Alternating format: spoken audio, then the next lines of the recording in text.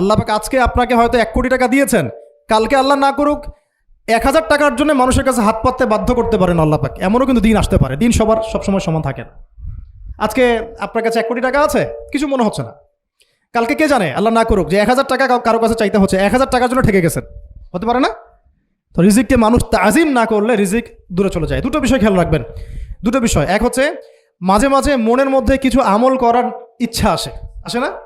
মনে হলো যে আচ্ছা একটু 10 আয়াত পড়ি, মনে আসে না মাঝে মাঝে? এমন মনে হয় না? ওই সময় এই যে মনের মধ্যে যে এই ইরাদাটা জাগ্রত হওয়া, এটাকে আমরা বলি ওয়ারিদ।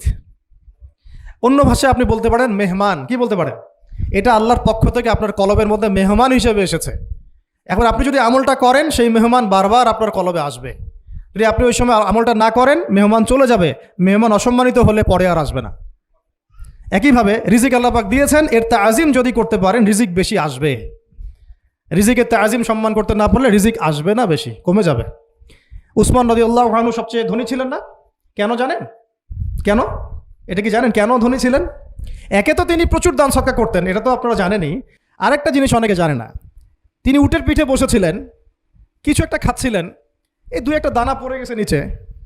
উটের পিঠ থেকে নেমেছেন, নেমে সেই দানা উঠিয়েছেন, পরিষ্কার করেছেন, ধুয়েছেন, আবার খেয়েছেন।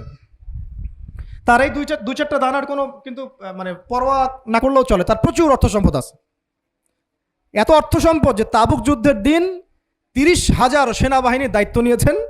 30,000 সেনাবাহিনীর দায়িত্ব নিয়েছেন। সেনাবাহিনী যাবে, থাকবে, খাবে, তাঁবু টাঙাবে, সব দায়িত্ব তার। 30,000 সেনাবাহিনীর দায়িত্ব নেওয়া কি চারটাখানি কথা? তো এই সাহাবী এই কয়েকটা খাবারের দানা উঠিয়ে খেলেন। নবী সাল্লাল্লাহু আলাইহি ওয়াসাল্লাম বলেছিলেন যে তোমাকে আল্লাহ পাক রিজিক বাড়িয়ে দিবে না কেন? তুমি রিজিকের যে তাজিম, যে সম্মান তুমি করো, এর বদৌলতে আল্লাহ পাক তোমাকে বেহিসাব রিজিক দিবেন। দুইটা বিষয় খেয়াল রাখবো। আমলের মেহমান হৃদয়ের মধ্যে আসলে তাকে ফিরায় না দেওয়া, তাহলে সেই মেহমান কিন্তু আর আসবে না। মেহমানকে মূল্যায়ন করলে মেহমান বারবার আসবে ইনশাআল্লাহ। আর রিজিকের তাজিম না করলে রিজিক কিন্তু আপনার ঘরে বেশি বেশি আসবে না। এমনি তো হারামের যুগ, এমনি সুদের যুগ, এমনি ঘুষের যুগ। অলমোস্ট এভরি ফ্যামিলি সুদখোর এখন, অলমোস্ট এভরি ফ্যামিলি। মেয়েরা স্পেশালি যারা শাশুড়ি টাইপের, আপনারা মাইন্ড করেন না, তাদের সাইকোলজি যে এতই নিচে নেমে গেছে এখন যে আমার মেয়ে জাহান্নামে যায় যাক, হ্যাঁ আমার মেয়ে জাহান্নামে যায় যাক, সমস্যা নাই, দুনিয়াতে সে যেন ভালো থাকে। এটা কেন বললাম? একটা সুদখোরের ঘরে তুলে দিতে সে দ্বিধাবোধ করতেছে না, একটা দুর্নীতিবাজের ঘরে তুলে দিতে দ্বিধাবোধ করতেছে না, একটা ঘুষখোরের ঘরে তুলতে দ্বিধাবোধ করতেছে না, হ্যাঁ একটা মানে কি বলবো মাদক সেবী, ড্রাগ অ্যাডিক্টেড বা এই যে আর কি বলবো ফাসেক জালেম, এই ধরনের ঘরে উঠাই দিতেও সে দ্বিধাবোধ করছে না। 5তলা বাড়ি চাই আমার মেয়ে 5তলা বাড়ি থেকে সুখে থাকবে। এই যে সুখের ডেফিনেশন এখানে দিয়েছেন আপনারা। এই জন্য কত হাজার হাজার মেয়ের জীবন নষ্ট করে দিয়েছেন আপনারা। আমার কথা মাইন্ড করে না, হাজার হাজার মেয়ের জীবন মায়েরা নষ্ট করে দিয়েছে শুধুমাত্র মেয়েদের দুনিয়াবি সুখ এর সংজ্ঞাটা বুঝতে ভুল করার কারণে। এর নাম যদি সুখী হইতো তাহলে অমুসলিমরা সুখী না কেন? পশ্চিমারা সুখী না কেন? ওরা আত্মহত্যা করে কেন? এভাবে মেয়েদের জীবন নষ্ট করেছেন। অথচ অল্প যদি হালাল রিজিকও হতো, আল্লাহ পাক তাকে বরকত দিতেন, সুখে থাকতো। তো আল্লাহ পাক আপনাদেরকে রিজিকের মূল্য বোঝার, তাজিম করার তৌফিক দান করেন, আমিন।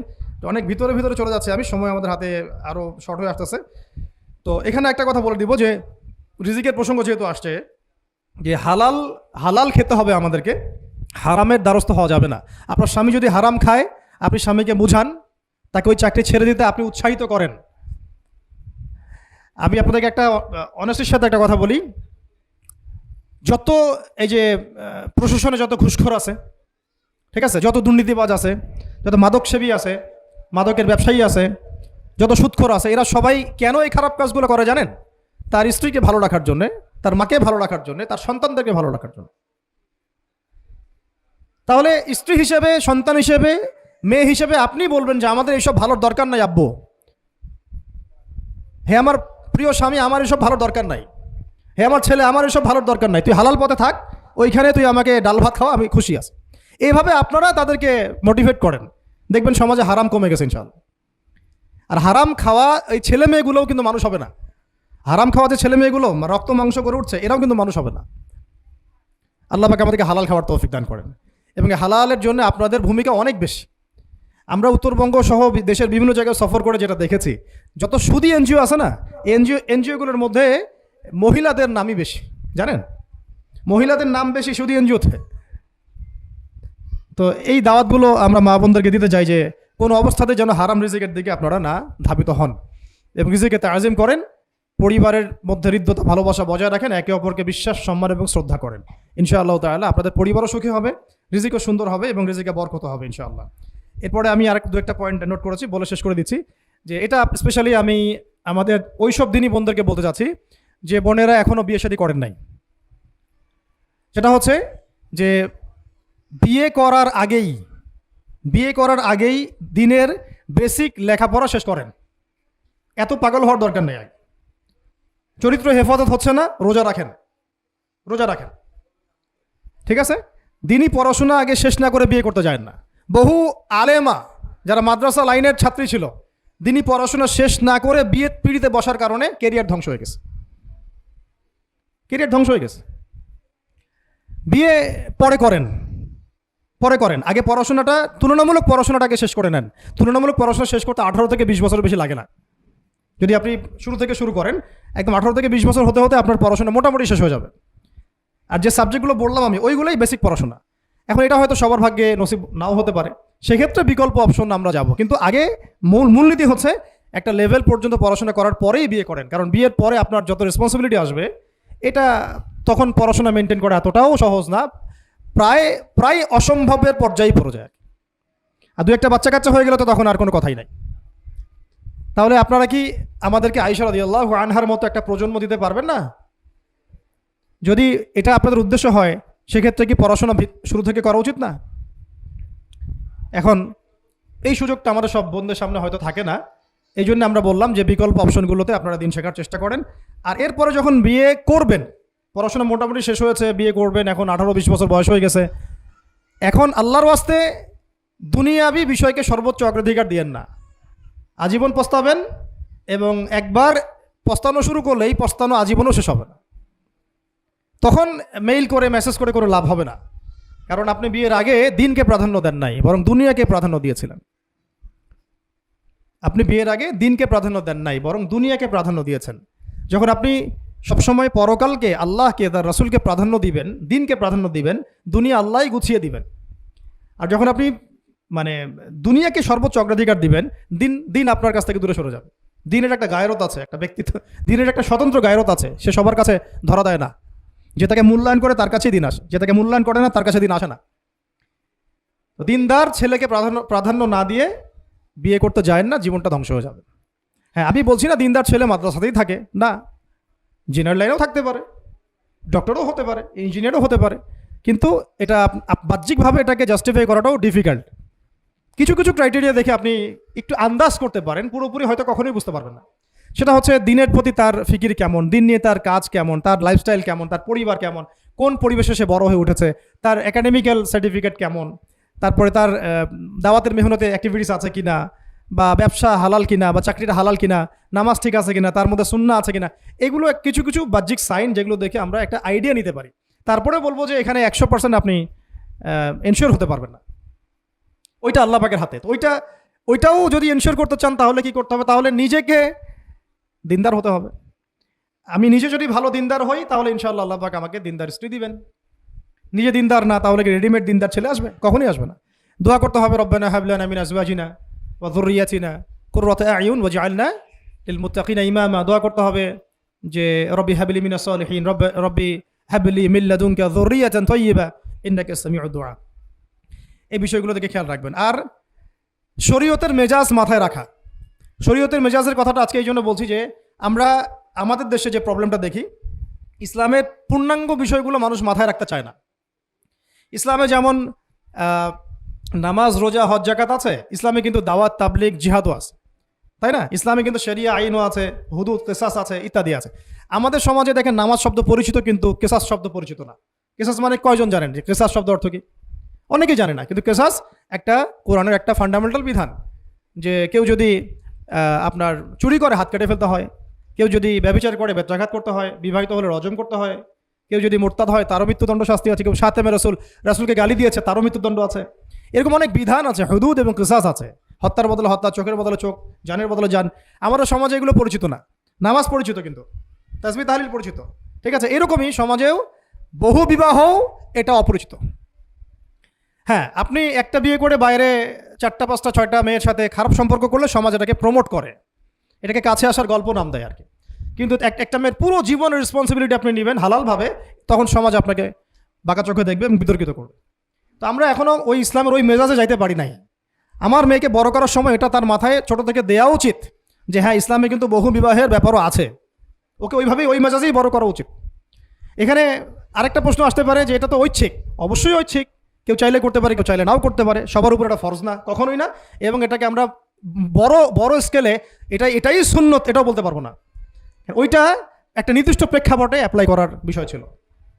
যেমন উহুদের যুদ্ধ হয়ে গেছে, অনেক মেয়ে এতিম হয়ে গেছে, এখন এই মেয়েগুলোর দায়িত্ব কে নিবে? বহু বিবাহের ব্যাপারটাতে আসলো তখন সূরা নিসার আয়াত যে তোমরা এখন পছন্দ হলে মাসনা সুলাসা রুবা করতে পারো। এটা কাউকে ফরজ করা হয় নাই, কার উপরে ফরজ করা হয় নাই, যার সামর্থ্য আছে তোমরা করতে পারো।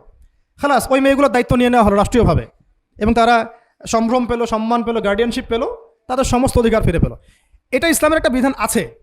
একেবারে এটাকে বাদ দিয়ে এটাকে অস্বীকার করা, কুফরি করলে কিন্তু কোরআনের সাথে আপনার কুফরি হয়ে যাবে। আপনার নিজস্ব রুচিবোধ থাকতে পারে যে আমি এটাকে পছন্দ করি না, সেটা আপনার ডিসিশন, এটা কোনো সমস্যার কিছু নাই। এমনকি ইসলাম আপনাদেরকে বলেছে যে মেয়ের অনুমতি ছাড়া তাকে বিয়েও দেওয়া যাবে না। সবার নিজস্ব জায়গা থাকতে পারে, কিন্তু ইসলামের প্রত্যেকটা বিধানকে মাথায় রাখা যেটা ইসলামের একটা অংশ। না হলে আমরা অনেক সামাজিক সমস্যার সমাধান দিতে পারবো না। বাংলাদেশে এখন 6 লক্ষ মেয়ে আছে যারা এতিম, অবিবাহিতা, বিধবা, আরও বেশি। আমরা রাষ্ট্রীয়ভাবে তাদের কোনো ব্যবস্থা করতে পারবো না, সম্ভব না। তো এইখানে মেয়েদেরকে, যেহেতু মেয়েদের মধ্যে আমি কথাগুলো বলছি, এই জন্য আমি এই কথাটা টাচ করলাম যে ইসলামের পূর্ণাঙ্গ বিষয়গুলো আমাদের মাথার মধ্যে রাখা, যে আমাদের যেন এমন কোনো বিষয়কে অস্বীকার করে না বসি যেটা আবার আমাকে ইমান থেকে বের করে দিবে। আমার নিজের আমল না হতে পারে, আমি নিজে সেটা পছন্দ না করতে পারি, বা আমার মতামত থাকতে পারে, সেটা আলাদা ইস্যুস। কিন্তু ইসলামের বিধানগুলোকে আমরা কোনোভাবে যেন ডিনাই করতে না যাই, এটা আমাদের মাথায় রাখতে হবে। আর এটা সমাজের কল্যাণের জন্যই আল্লাহ রাব্বুল আলামিনের পক্ষ থেকে একটা এখতিয়ার দেওয়া হয়েছে।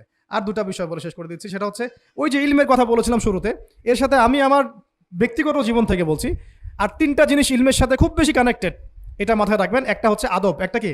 আদব। আদব রক্ষা করতে না পারলে ইলম অর্জন করতে পারবেন না। তাই আদব রক্ষা করার জন্য আমাদেরকে ওই জেনারেল লাইনে পড়াশোনার মেজাজটা ত্যাগ করে আসতে হবে। আমরা ওইখানে যে মেজাজে পড়াশোনা করি, ওই মেজাজটা আমাদেরকে একটু কর্পোরেট হতে শেখায়। মানে আমি বেতন দিয়েছি 500 টাকা, আমি 500 টাকার ক্লাস পাইলাম না কেন, তাই না? মেজাজটা এরকম আর কি।